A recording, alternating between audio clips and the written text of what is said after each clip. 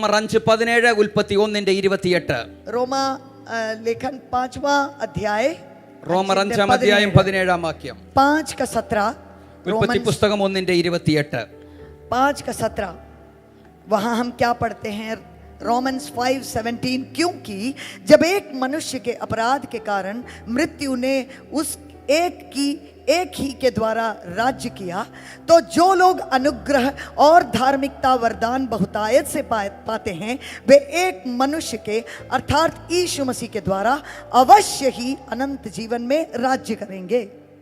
ഉൽപ്പത്തി 1:28 ഒന്ന് വായിക്കാമോ വേഗം? जेनेसिस 1:28, 1:28 कहता है, और परमेश्वर ने उनको आशीष दी और उनसे कहा, फूलो फलो और पृथ्वी में भर जाओ और उसको अपने वश में कर लो और समुद्र की मछलियों तथा आकाश के पक्षियों और पृथ्वी पर रेंगने वाले सब जंतुओं पर अधिकार रखो. രണ്ടിടത്തും ഒരു പദം കാണാൻ കഴിയും. दोनों जगह एक बात हम देखते हैं, വാഴുക, तुम वहां पर राज करो, ഡൊമീനിയൻ, तुम अधिकार जमाओ. ഹല്ലേലൂയ. പൗലോസ് പറയുന്നു, पौलुस कहते हैं, കൃപയുടെയും നീതിദാനത്തിന്റെയും സമൃദ്ധി ലഭിച്ചവർ तुमने परमेश्वर से कृपा प्राप्त की है, बहुतायत से प्राप्त की है. ഹല്ലേലൂയ. സകലത്തിന്റെ മേലും വാഴും. നിങ്ങൾ ജീവനിൽ അധികമായി വാഴും. इसीलिए तुम जिंदगी में राज करोगे. വാഴുവാനാ നമ്മളെ വിളിച്ചത്. परमेश्वर ने राज करने के लिए हमें बुलाया है, വലയുവാനല്ല വിളിച്ചത്. रोने के लिए हमें नहीं बुलाया, വാഴുവാനാ വിളിച്ചത്. राज्य करने के लिए हमें बुलाया है, സകലത്തിന്റെ മേലും വാഴുവാനാ വിളിച്ചത്. सारी चीजों के ऊपर राज करने के लिए हमें ഇന്ന് बुलाया രാത്രിയും है. ആത്മാവി ഞാനൊരു ദൂത് പറയാം. आज रात को मैं आप लोगों से कहूं, എന്നെയും നിങ്ങളെയും വിളിച്ചത് സകലത്തിന്റെ മേലും വാഴുവാനാ. सारी चीजों के ऊपर राज करने के लिए प्रभु ने आपको और हमें बुलाया है. എന്തിലൊക്കെ വാഴണം? किस चीजों के ऊपर हमें राज നിന്റെ करना है? ആരോഗ്യത്തിന്റെ മേൽ നീ വാഴണം. तुम्हारे स्वास्थ्य के ऊपर तुम्हें राज നിന്റെ करना കുടുംബ है. ജീവിതത്തിൽ നീ വാഴണം. तुम्हारा फैमिली लाइफ के ऊपर तुम्हें നിന്റെ राज കുടുംബ करना है. സമാധാനത്തിൽ നീ വാഴണം. तुम्हारे घर में शांति होना चाहिए. നിന്റെ തലമുറകളുടെ മേൽ നീ വാഴണം. तुम्हारे जो जनरेशन है उसके ऊपर शांति होना നിന്റെ है. ദേശത്ത് നീ വാഴണം. तुम्हारे देश में तुम्हें राज നിന്റെ करना है. സഭയിൽ നീ വാഴണം. तुम्हारे कलीसिया में तुम्हें ഒരു राज करना ദേശത്ത് ഒരു है. സഭയുണ്ടെങ്കിൽ ആ ദേശത്ത് ആ സഭയായിരിക്കണം ദേശത്തെ വാഴുന്നത്. एक जगह पर अगर एक कलीसिया है तो वहां की सारी बातों का नियंत्रण कलीसिया करती है. ദേശത്തൊരു ദൈവദാസൻ ഉണ്ടെങ്കിൽ ആ ദൈവദാസനായിരിക്കണം ആ ദേശത്തെ വാഴുന്നത്. अगर एक जगह एक परमेश्वर का दास है तो वही है जो वहां राज करेगा. ഇന്ന് നമ്മുടെ ബെന്തസ്കോസ് ഗോളത്തിൽ പലരും വലയുകയാ. आज हमारे बेंतकोस की दुनिया में देखा जाए तो कई लोग दुखी പക്ഷേ हैं. ഇന്ന് രാത്രി ഞാൻ പറയും നിങ്ങൾ സകലത്തിന്റെ മേലും വാഴണം. लेकिन आज रात को मैं आपसे कहूं, सारी चीजों के ऊपर तुम राज करोगे. ഞാനൊരു പ്രവാചകനായിട്ട് അനേകം അമ്മമാരെന്നെ വിളിക്കാറുണ്ട്. मैं एक भविष्यवक्ता हूं, इसीलिए कई माएं मुझे बुलाती അവർ हैं. പറയുന്ന ഒരു പദം എന്റെ കുഞ്ഞുങ്ങൾ ഞാൻ പറഞ്ഞാൽ കേൾക്കുന്നില്ല. कई लोग मुझसे बोलते हैं मेरे बच्चे मेरी बात नहीं मानते. ഞാൻ പറയും അവരോട് നിങ്ങൾ നിങ്ങളുടെ തലമുറകളുടെ മേൽ വാഴണം. मैं उनसे कहता हूं अपनी पीढ़ियों के ऊपर तुम्हें राज करना है. നിങ്ങൾക്കൊരു മകൻ ഉണ്ടെങ്കിൽ 30ാമത്തെ വയസ്സിലോ 35ാമത്തെ വയസ്സിലോ നിങ്ങളുടെ മകൻ വന്ന് ഡാഡി മമ്മി ഇന്ന കാര്യം ഞാൻ ചെയ്തോട്ടെ, അല്ല ഇന്നത് ഞാൻ ചെയ്യാൻ പോവുക, ഡാഡിയുടെ മമ്മിയുടെ അഭിപ്രായം എന്തുവാ എന്നൊരു മകൻ ചോദിക്കുന്നുണ്ടെങ്കിൽ, ഒരു മകൾ ചോദിക്കുന്നുണ്ടെങ്കിൽ നീ ആ തലമുറയുടെ മേൽ വാഴുകയാ. हालेलुया. अगर तुम्हारा बच्चा बच्ची वो 30-35 साल का क्यों ना हो जाए, परंतु अगर माँ बाप के पास आकर कहता है, पापा मम्मी मैं ऐसा करना जा रहा हूँ, मैं ऐसा करूँ क्या, अगर इस तरह का एक संबंध बना रहता है तो मैं कहूँ अपनी पीढ़ियों के ऊपर तुम राज कर रहे हो. നിന്റെ ആരോഗ്യത്തിന്റെ മേൽ നീ വാഴണം. तुम्हारे स्वास्थ्य के ऊपर तुम राज करो. അയ്യോ പാസ്റ്റർ, ഒരു ദിവസം നടുവേദനയാണെങ്കിൽ ഒരു ദിവസം തലവേദന, ഒരു ദിവസം തലവേദനയാണെങ്കിൽ ഒരു ദിവസം കാലുവേദന. ഇല്ല ഇല്ല ഇല്ല, നിന്റെ ആരോഗ്യത്തിൽ നീ വാഴണം. आमीन. एक दिन कमर दर्द तो एक दिन सर दर्द, एक दिन घुटने में दर्द तो फिर से कमर दर्द. ऐसा नहीं होना चाहिए. अपनी शरीर के ऊपर, अपनी स्वास्थ्य के ऊपर तुम राज करो. നിന്റെ കുടുംബ ജീവിതത്തിൽ നീ വാഴണം. तुम्हारे फैमिली लाइफ में तुम राज करो. കുടുംബ ജീവിതത്തിൽ പിശാചല്ല വാഴേണ്ടത്, നാട്ടുകാരല്ല വാഴേണ്ടത്. നിന്റെ കുടുംബ ജീവിതത്തിനകത്ത് നീ വാഴണം. अपने परिवार में ये पास वाले पड़ोस के लोग नहीं, शैतान नहीं, पर तुम राज करो अपने परिवार में. 31 വായിക്കുമ്പോൾ 1:28 നിങ്ങൾ സന്താന പുഷ്ടിയുള്ളവരായി പെരുകണം. जेनेसिस 1:28 वहां पर सुबह पीजी अंकल ने हमें याद दिलाया कि तुम फलो फूलो. ദൈവം പറയുന്നതിന് മാറ്റം ഉണ്ടാകത്തില്ല കേട്ടോ. अगर परमेश्वर ने कुछ बोला है तो उसमें कोई चेंज नहीं होता है. കഴിഞ്ഞ വർഷം 2-3 ദൈവശബ്ദം കേട്ടതിൽ ഒന്നാണ് എന്നോട് കർത്താവ് പറഞ്ഞു, നീ പോകുന്ന സഭകളിൽ പറയണം അനേക ഹല്ലേലൂയ തലമുറകൾ ഉണ്ടാകുവാൻ, 3, 4, 5 കുഞ്ഞുങ്ങൾ ഉണ്ടാകുവാൻ നീ കുടുംബങ്ങൾക്ക് വേണ്ടി പ്രാർത്ഥിക്കണം. पिछले साल मैंने जो परमेश्वर का शब्द सुना उसमें एक ऐसा था, तुम कहीं भी जाओ तो प्रार्थना करना उनके परिवार के लिए, पीढ़ियों के लिए, बच्चों के लिए कि हे परमेश्वर वो फले फूले, उनके बच्चे हों। നിങ്ങൾക്കറിയാമോ ഞാൻ എവിടെ ആരെ പറഞ്ഞതെന്ന് ഞാൻ ഓർക്കുന്നില്ല. ചില ദൈവദാസന്മാർ കൂടിയിരുന്ന് സംസാരിച്ചപ്പോൾ പറഞ്ഞ ഒരു പദം ഇങ്ങനെയാണ്: അടുത്ത 25 30 അല്ലെ 40 വർഷം കഴിയുമ്പോൾ നമുക്ക് ക്രിസ്ത്യാനികൾക്ക് പെണ്ണ് കിട്ടാതാകും, അല്ലെ ആൺപിള്ളാരെ കിട്ടാതാകും എന്ന് പറയുന്നത് ഞാൻ കേൾക്കാനിടയായി. कुछ परमेश्वर के दास लोग ऐसा मिलकर कह रहे थे कि अभी 25-30 साल के बाद बच्चों की गिनती कम होते जा रही है, इसीलिए अपने बच्चों के लिए कोई वर ढूंढना, कोई लड़की ढूंढना मुश्किल हो जाएगा. നമ്മൾ രണ്ട് നമുക്ക് രണ്ട്, हम दो हमारे दो, ऐसा നമ്മൾ सोचते हैं. രണ്ട് നമുക്കൊന്ന്, अभी ऐसा हो गया, हम दो हमारा एक. അങ്ങനെ ആയി തീർന്നു. അബി പക്ഷേ तो हो गया. ഇതിനൊരു ചേഞ്ച് വരുന്ന സമയമായത്. लेकिन उसमें एक चेंज आने की जरूरत है. हालेलुया, നമുക്ക് തലമുറകൾ ഉണ്ടാകണം. हालेलुया, हमारे बच्चे बड़े. എല്ലാവരും പറയുന്നത് പഠിപ്പിക്കാൻ വലിയ പാടാ പാസ്റ്റർ എന്നാ. सब लोग बोलते हैं कि इनको पढ़ाना बहुत मुश्किल है पास्टर അല്ല, जी. ദൈവം തലമുറകളെ തന്നെങ്കിൽ രാവിലെ നിങ്ങൾ സാക്ഷ്യം കേട്ടല്ലോ, ദൈവം അവരെ പഠിപ്പിക്കാൻ ശക്തനാ. आमीन, आमीन. ദൈവം അത് ചെയ്തിരിക്കും. हालेलुया, अगर बच्चों को परमेश्वर देते हैं तो उनके पढ़ाने के लिए, उसकी सारी चीजों को देने के लिए हमारा परमेश्वर विश्वास योग्य है. നിങ്ങൾ പെരുകണം. तुम लोग बढ़ो, അടുത്ത പദം പറ, നിങ്ങൾ നിറയണം. पास वालों को मिलकर बोलो कि നിങ്ങൾ देखो तुम भरो, നിങ്ങൾ സകലത്തെയും അടക്കണം. तुम सब चीजों के ऊपर राज करो, എന്നിട്ട് അതിന്റെ മുകളിൽ കയറി നിന്ന് നിങ്ങൾ വാഴണം. अधिकार जमाओ और उसके ऊपर खड़े होकर राज करो. ഇതാ ദൈവ പദ്ധതി, यही परमेश्वर की ഇതാ योजना है. ദൈവിക പ്ലാൻ എന്നെയും നിങ്ങളെയും കുറിച്ചുള്ളത്. तुम्हारे बारे में, मेरे बारे में परमेश्वर की यही योजना പക്ഷെ है. ഇന്ന് ആത്മലോകത്ത് അനേകർ വലയുകയാ. लेकिन आज अगर आत्मिक लोक में देखा जाए तो लोग दुखी हैं. ഒന്നുകിൽ രോഗത്താൽ അല്ലെങ്കിൽ ഫൈനാൻസ് പരമായിട്ട്.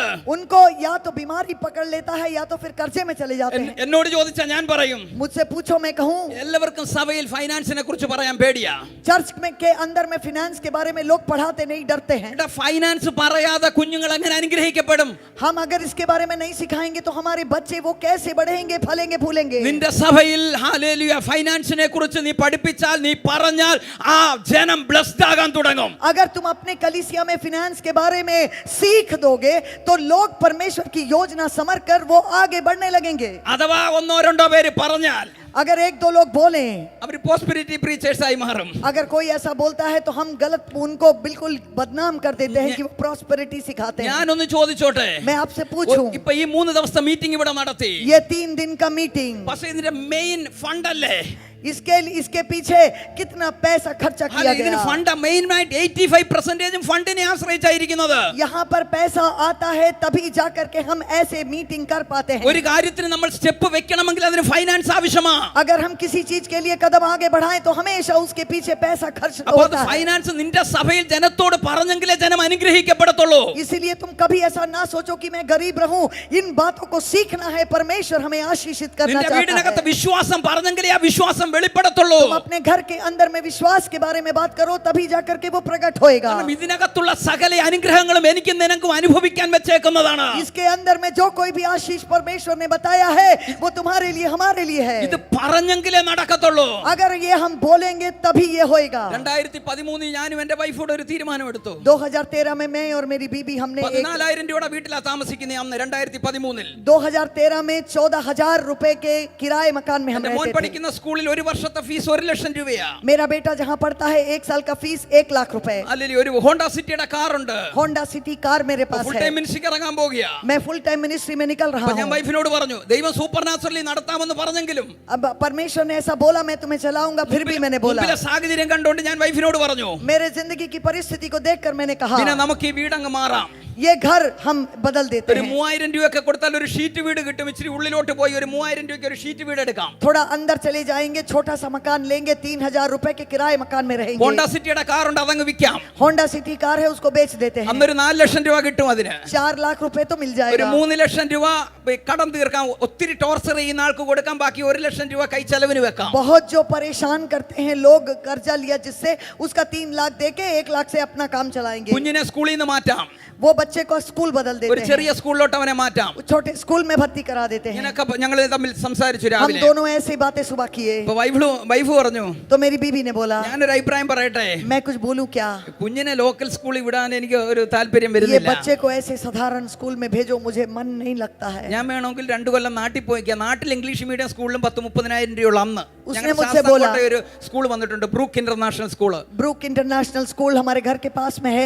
उसने बोला मैं 2 साल बच्चे को लेकर छोड़कर केरला चली जाती हूँ, इतना खर्चा तो वहाँ नहीं होगा, अच्छा पढ़ाई ഒരു 2 करेंगे। കൊല്ലം ഞാൻ നാട്ടിൽ നിൽക്കാം, അച്ഛന്റെ കടമൊക്കെ ഒന്ന് തീരാറാകുമ്പോഴത്തേന് ഞങ്ങൾ ഇനി മടങ്ങി വരാം. 2 साल के लिए मैं चली जाती हूँ, वहाँ बच्चे को पढ़ाएंगे, जब कर्जा थोड़ा कम हो जाएगा, ठीक हो जाएगा तो मैं वापस आ ഞാൻ പറഞ്ഞു जाऊंगी। നിൽക്കുവാണെങ്കിൽ നമ്മൾ ഒരുമിച്ച് നിൽക്കും, मैंने उससे कहा अगर खड़े होएंगे तो साथ खड़े होंगे, പോവാണെങ്കിൽ ഒരുമിച്ചേ പോകും, ഒരാൾ अगर പോകുന്നില്ല. जाएंगे तो एक साथ जाएंगे, नहीं तो यहाँ ഞാനൊരു रहेंगे। 21 ഡേയ്സ് ഫാസ്റ്റിംഗ് ആയിരുന്നു ആ സമയത്ത്. 21 दिन का उपवास मैंने रखा। 20ാമത്തെ ദിവസം രാവിലെയായി ഇത് സംസാരിക്കുന്നത്. 20वां दिन सुबह मैंने ये बात किया।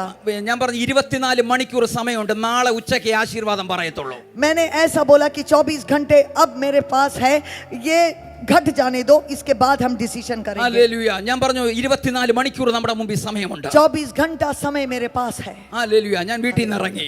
मैं घर से निकला, വീട്ടിൽ നിന്ന് ഇറങ്ങി, വണ്ടി എടുത്തു, मैं घर से निकला, गाड़ी उठाया, കരയാൻ തുടങ്ങി. मैं रोने लगा, ഭയങ്കരമായിട്ട് കരച്ചിൽ വരികയാ. मैं बहुत रोने लगा। പിന്നെ പഴയതാ ഓർക്കുന്നത്, രാജാവിനെ പോലെ ജീവിച്ചിട്ട് ബിഗ് സീറോ ആയല്ലോ मैं अपने കർത്താവേ. जिंदगी की पूरी पुरानी बातों को सोच रहा हूँ, राजा जैसे जीता था, देखो मैं जीरो बन ഒരു गया। 5 കിലോമീറ്റർ കഴിഞ്ഞപ്പോൾ ദൈവം എന്നോട് സംസാരിക്കാൻ തുടങ്ങി. 5 किलोमीटर के बाद प्रभु मुझसे बात करने लगे। ഷാജി ജോൺ, ഞാൻ നിന്നോട് എന്തോ പറഞ്ഞിട്ടുള്ളത്? शाजी जॉन, मैंने तुमसे क्या वायदा ഞാൻ किया? പെട്ടെന്ന് പറഞ്ഞു, നീ എന്നെ വാലല്ല തലയാക്കുമെന്നാ प्रभु പറഞ്ഞിട്ടുള്ളത്. तुमने मुझे बोला कि मैं तुम्हें पूंछ नहीं बनाऊंगा, मैं तुम्हें सिर बनाऊंगा। നീ എന്നെ താഴ്ചയല്ല ഉയർച്ച തന്നെ തരുമെന്നാ तुम मुझे പറഞ്ഞിട്ടുള്ളത്. नीचे नहीं ले जाओगे, मुझे ऊंचाइयों पे ले ദൈവം പറഞ്ഞു, जाओगे। നീ ചർച്ചിലോട്ട് പോയിക്കോ, ഞാൻ നിനക്കൊരു സൈൻ തരും. ऐसे परमेश्वर ने बोला तुम चर्च चले जाओ, मैं तुम्हें एक निशानी दूंगा। ഞാൻ ആ ചർച്ചിന്റെ ഒരു മൂലയ്ക്ക് പോയിരിക്കുക. വലിയ ചർച്ച ഞങ്ങളുടെ. बड़ा एक हॉल है, उसके किनारे में जाके बैठ 3000 गया। പേര് ഇരിപ്പുണ്ട്. वहाँ 3000 लोग बैठे हैं, ഹല്ലേലൂയ. അതിനിടയ്ക്ക് ഞാൻ ഇരിപ്പുണ്ട്. उसके बीच में मैं भी बैठा हूँ। ലീഡർഷിപ്പിൽ ഉള്ളതുകൊണ്ട് ലീഡേഴ്സിന്റെ ചെയറിൽ ഇരിപ്പുണ്ട്. वहाँ लीडरशिप में हूँ, इसीलिए जहाँ लीडर लोग बैठते हैं वहाँ बैठा हूँ। അന്നൊരു പ്രവാചകനാ ഞങ്ങളുടെ സഭയിൽ വന്നത്. उस दिन वहाँ पर एक भविष्य वक्ता ആ आए, പ്രവാചകൻ പലരുടെയും പേര് വിളിച്ച് പ്രാർത്ഥിച്ചു. कई लोगों का नाम बुलाकर उन्होंने प्रार्थना किया। വീണ്ടും ഒരു പേര് വിളിച്ചു. उसके बाद नाम बुलाया, ബീന, ബീന, നിന്റെ വീട് നീ മാറത്തില്ല, നിന്റെ കാറ് നീ വിൽക്കത്തില്ല, നിന്റെ കുഞ്ഞിനെ സ്കൂളിൽ നിന്ന് മാറ്റത്തില്ല, ദൈവം നിനക്ക് വേണ്ടി ഒരു അത്ഭുതം ചെയ്യോ. आमेन। उन्होंने ऐसा बुलाकर बोला, मेरी बीबी का नाम बीना, बीना तुम अपना घर नहीं बदलोगी, तुम कार नहीं बेचोगे, अपने बच्चे का स्कूल नहीं हटाओगे, परमेश्वर तुम्हारी जरूरतों के ऊपर काम करेगा। ഹല്ലേലൂയ. हालेलुया। 3000 പേരിരിക്കുക. 3000 लोग बैठे हैं। വൈഫ് വന്നിട്ടില്ല, രണ്ടാമത്തെ ഡെലിവറി ആയി കിടക്കുകയാ. मेरी बीबी दूसरा डिलीवरी हुआ उसका, वो नहीं आई है चर्च में। 3000 പേരിരിക്കുന്നതിനിടയ്ക്ക് എന്റെ ഭാര്യ ബീന എന്ന് പറഞ്ഞ് ചാടി എഴുന്നേക്കാൻ എനിക്കൊരു മടി, അതുകൊണ്ട് ഞാൻ എഴുന്നേറ്റില്ല. वहाँ इतने 3000 लोग बैठे हैं, मेरी बीबी का नाम है बीना, ये मैं प्रकट नहीं करना चाहता था, इसीलिए मैं खड़े नहीं हुआ, बैठे रहा। അപ്പൊ ബീന കേരളത്തിൽ നിങ്ങൾക്കറിയാം കോമൺ നെയിമാ. आपको पता है कि बीना का नाम जैसा नाम साधारण नाम है, कईयों का नाम रहता है। 3000 പേരിരിക്കുന്നതിനിടയ്ക്ക് 8 ബീനമാരുണ്ടായിരുന്നു, ചാടി 8 ബീനമാരുടെ മുമ്പിൽ വന്നു. 3000 लोगों के बीच में 8 लोगों का नाम बीना था, 8 दौड़ते सामने चली आई। ഇവരെല്ലാം മുഖത്തോട്ട് പ്രവാചകനൊന്ന് നോക്കി. इन सब के मुंहों पर वो भविष्यवक्ता ने देखा നിങ്ങൾ ആരും അല്ല, പോയിരുന്നോളാം और പറഞ്ഞു. उन्होंने बोला कि आप ऐसा करिए, അദ്ദേഹം आप लोग മീറ്റിംഗ് चले കണ്ടിന്യൂ जाइए। ചെയ്തു. और फिर वो मीटिंग आगे ले 2 गए। മണിക്ക് തീരേണ്ട മീറ്റിംഗ് 2:45 വരെ പോയി. 2 बजे का मीटिंग वो 2:45 तक गया। 2:30 ആയപ്പം 2:30 बजे വീണ്ടും അദ്ദേഹം വിളിച്ചു പറയാൻ തുടങ്ങി. फिर से वो बोलने लगे, ബീന, നിന്റെ കാർ വിൽക്കത്തില്ല, നിന്റെ വീട് മാറത്തില്ല, നിന്റെ കുഞ്ഞിനെ സ്കൂളിൽ നിന്ന് മാറ്റത്തില്ല, ഇന്ന് ദൈവം നിനക്ക് വേണ്ടി ഒരു അത്ഭുതം ചെയ്യും. उसी बात को दोहराते हुए बीना बीना करके वही बातों को उन्होंने दोहराया और बोला कि तुम्हारे घर में आज प्रभु चिन्ह चमत्कार करेंगे। അപ്പോഴും ഞാൻ എഴുന്നേറ്റില്ല. तब भी मैं नहीं खड़ा हुआ, ഈ പ്രവാചകൻ മിടുക്കനായിരുന്നു. पर वो भविष्यवक्ता वो बिल्कुल तेज थे। ഈ പ്രവാചകൻ ജനത്തിന്റെ ഇടയ്ക്ക് ഇറങ്ങി. भविष्यवक्ता जो है स्टेज छोड़कर नीचे निकल സഹോദരിമാരുടെ गए। ഇടയിൽ ബീനെ തപ്പി ഇറങ്ങി. वो बीना को तो ढूंढ कर ही रहेंगे, वो बिल्कुल बहनों के बीच में निकल गए। സഹോദരിമാരുടെ ഇടയിലെങ്കിലും ബീനയില്ല. तो वो बहनों के बीच में तो वो ढूंढने वाली बीना मिली नहीं। സഹോദരന്മാരുടെ മുമ്പിലേക്ക് വന്നു. वो फिर सीधा भाइयों के साथ चले മൂന്നാമത്തെ आए। റോയിൽ ഞാൻ ഇരിക്കുക. तीसरे रो में मैं बैठा ഇതുപോലെ हूं। ഫ്രണ്ടിൽ വന്ന് നിന്നിട്ട് പ്രവാചകൻ പറഞ്ഞു, बिल्कुल सामने आकर के बोलने लगे, എഴുന്നേക്കാൻ പറഞ്ഞു എന്നോട്. मेरे को बोला तुम उठो, എന്നിട്ട് എന്നോട് പറഞ്ഞു, और बोला നിന്റെ പേരുമായി ബന്ധപ്പെട്ട ബീന എന്നുള്ള പേര് കാണിക്കുന്ന നിനക്കും ബീനയ്ക്കും തമ്മിൽ എന്താ ബന്ധം? उन्होंने मुझे बिल्कुल खड़ा कर दिया, बोला तुम्हारे नाम से जुड़ा बीना नाम का कोई परमेश्वर मुझे दिखा रहा है, क्या संबंध है तुम्हारा बीना से? അദ്ദേഹം ഞാൻ പറഞ്ഞു, എന്റെ വൈഫാ ബീന. मैंने बोला मेरी പിന്നെ എന്റെ बीवी है। കുഞ്ഞുങ്ങളുടെ പേര് പറഞ്ഞു. उसके बाद मेरे बच्चों का नाम മുമ്പിലോട്ട് बोला, വരാൻ പറഞ്ഞു. मुझे सामने बुलाया। ഞങ്ങളുടെ അപ്പോസ്തലൻ, ഞങ്ങളുടെ സീനിയർ പാസ്റ്റർ അവിടെ ഉണ്ടായിരുന്നു. हमारे सीनियर पास्टर जी वहाँ അദ്ദേഹത്തിന്റെ थे। കയ്യിൽ നിന്ന് ഒരു 500 രൂപ മേടിച്ചു. उनके हाथ से 500 रुपए എനിക്ക് उठाया 500 രൂപ. എന്നിട്ട് അപ്പോസ്തലനും പ്രവാചകനും ചേർന്ന് और वो अपोस्तल और प्रॉफिट दोनों मिल करके 500 രൂപ പ്രാർത്ഥിച്ച് എന്റെ കൈ തന്നു. वो 500 रुपए उन्होंने प्रार्थना करके मेरे हाथों में दे ഇന്ന് മുതൽ दिया। നിന്റെ കടം മാറുകയാ. और उन लोगों ने ऐसा बोला, आज से तुम्हारा ഇന്ന് മുതൽ कर्जा നിന്റെ കടം हट മാറുകയാ. रहा है। ഇനി നിനക്ക് കടമുണ്ടാകത്തില്ല. अभी कभी तुम्हारी जिंदगी में कर्जा नहीं होएगा. അവിടെ കുറച്ച് ഒലിവ് ഓയിൽ ഇരിപ്പുണ്ടായിരുന്നു. അവസാന ദിവസം നിയോഗമുള്ളവർക്ക് വേണ്ടി പ്രാർത്ഥിക്കാൻ ഒലിവ് ഓയിൽ വെച്ചിട്ടുണ്ട്. लास्ट डे था, वहां पर कुछ ऑलिव ऑयल रखा था प्रार्थना के लिए. പ്രവാചകൻ ഒലിവ് ഓയിൽ കുറച്ച് കയ്യിലെടുത്തു. भविष्यवक्ता ने वो तेल हाथों में ले लिया. ഞങ്ങളുടെ സീനിയർ പാസ്റ്ററേയും വിളിച്ചു. सीनियर पास्टर को बुला लिया. നിന്റെ അകത്ത് ഇപ്പോഴും ബിസിനസ് കിടക്കിയ. और उन लोगों ने बोला कि तुम्हारे अंदर अभी भी बिजनेस എന്നോട് ദൈവം പറയുന്നു, परमेश्वर कहते हैं ഇനി നീ ബിസിനസ് ചെയ്യാൻ പോകരുത്. तुम बिजनेस नहीं जाओ. നിന്നെ പ്രവാചകനായി അപ്പോയിന്റ്മെന്റ് ചെയ്യാൻ ദൈവം പറയുന്നു. ये परमेश्वर तुम्हें भविष्यवक्ता नियुक्त करते हैं. और उस तेल को मेरे ऊपर उड़ेल दिया. ഓയിൽ വെച്ച് പ്രാർത്ഥിച്ചു. और वो तेल मेरे ऊपर उड़ेल कर प्रार्थना ഞാൻ किया. വിചാരിച്ചു ഇപ്പൊ ഒരാഴ്ച കൊണ്ട് എന്റെ കടമെല്ലാം തീരുമെന്ന്. अभी फिर मुझे लगा कि चलो बढ़िया, अभी एक हफ्ते में तो मेरा कर्जा पूरा निकल जाएगा. പക്ഷെ 3 വർഷം എടുത്തു. लेकिन 3 साल लगा. പക്ഷെ എന്ത് സംഭവിച്ചെന്നറിയാമോ? पर क्या हुआ मालूम? എപ്പോൾ പ്രാർത്ഥിച്ചോ जब से प्रार्थना ആ हुआ നിമിഷം മുതൽ तब से लेकर ഈ പ്രതിസന്ധിയുടെ മുമ്പിൽ നിൽക്കാൻ ഒരു ധൈര്യവും ബലവും हालेलुया, ദൈവകൃപയും എന്റെ മേൽ हालेलुया. ചലിച്ചു. इन परेशानियों के सामने बिल्कुल सीधा खड़े होने का, हिम्मत से खड़े होने का कुछ तो अभिषेक मेरे ऊपर आ गया. എനിക്ക് വേണ്ടി പ്രാർത്ഥിക്കുമ്പോൾ എന്റെ വീട്ടിൽ എന്റെ വൈഫിന്റെ മേലും ആ സാന്നിധ്യം ഇറങ്ങാനിടയായി. जब मेरे लिए यहाँ प्रार्थना किया गया तो मेरी बीबी घर में है, उसके ऊपर भी वही अभिषेक उतरा. കാരണം ഞങ്ങളുടെ എന്റെ പപ്പ ഗവൺമെന്റ് ജോലിക്കാരനാ, BSNL റിട്ടയർഡ് ആണ്. मेरे पिताजी BSNL रिटायर्ड ऑफिसर हैं. അവിടെ പപ്പ മിലിറ്ററിയിൽ റിട്ടയർഡ് ആയിട്ട് പിന്നെ റെയിൽവേയിൽ ജോലി ചെയ്യുന്നു.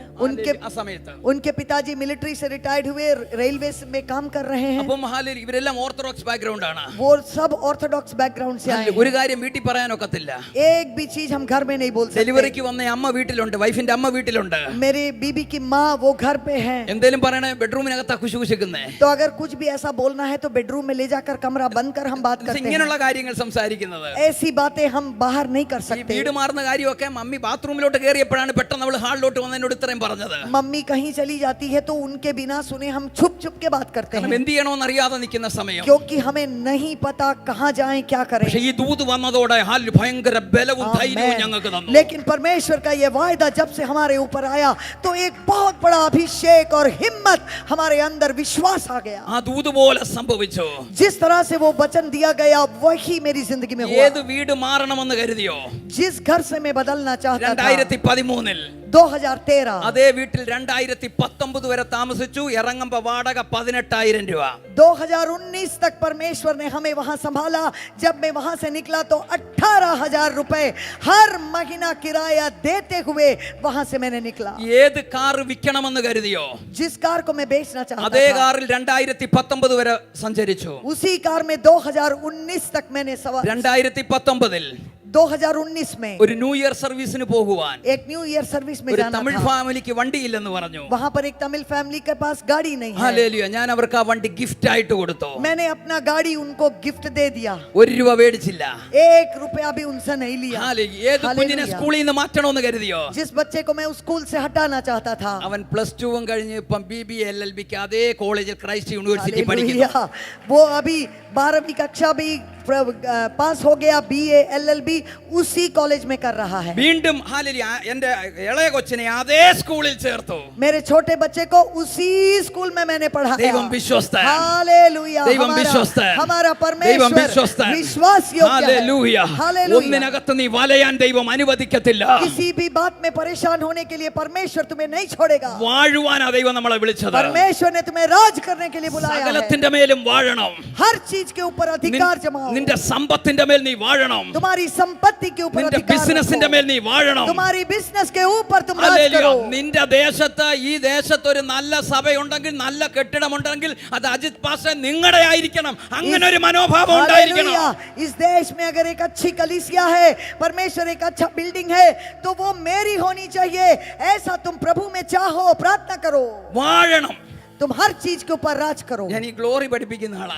मैं ऐसे महिमा के बारे में सिखाता हूं. അതുകൊണ്ട് ഈ ഗ്ലോറിയെ കുറിച്ച് പല കാര്യങ്ങൾ കർത്താവ് എന്നോട് പറയും. इसीलिए परमेश्वर महिमा के बारे में मुझे बहुत सीख देते हैं. ഒരു വർഷം മുമ്പ് കർത്താവ് എന്നോട് പറഞ്ഞു നീ സഭയിൽ പോയി ഗവൺമെന്റ് ഗ്ലോറിയെ കുറിച്ച് പറയണം. 1 साल पहले कलीसिया में परमेश्वर ने मुझे बताया गवर्नमेंट ग्लोरी सिखाओ. Government glory. Government glory. യെശയ്യാവ് 60:3 രാജാക്കന്മാർ ജാതികൾ നിന്റെ പ്രകാശത്തിലേക്കും രാജാക്കന്മാർ നിന്റെ ഉദയ ശോഭയിലേക്കും വരും.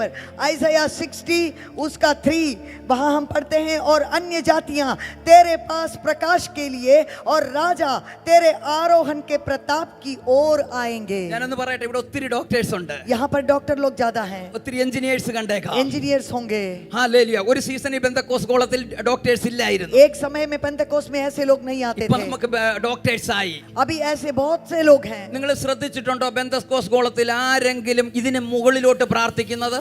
तुम लोग ने देखा है कि इसके ऊपर भी परमेश्वर हमको कुछ स्थान दो, ऐसा किसी को भी प्रार्थना करते देखा ഒന്നീ है? ഡോക്ടർ അല്ലെ എഞ്ചിനീയർ അല്ലെ അമേരിക്കയിൽ പോകണം, കാനഡയിൽ പോകണം, ഇതിന് മേളിൽ അവർക്കൊരു സംഭവം ഇല്ല. अमेरिका जाना है, कनाडा जाना है, ज्यादा से ज्यादा डॉक्टर बनना है, इंजीनियर बनना है, इससे ज्यादा कोई नहीं सोचता, कोई नहीं मांगता। എന്നോട് കർത്താവ് പറഞ്ഞു, परमेश्वर ने നീ मुझसे कहा സഭയിൽ പോയി പറയണം, तुम कलीसिया में सीख दो। ഹാലേലൂയ, നമ്മുടെ തലമുറകൾ രാജ്യങ്ങളുടെ കീ आमेन, പോസ്റ്റിൽ ഇരിക്കണം. आमेन।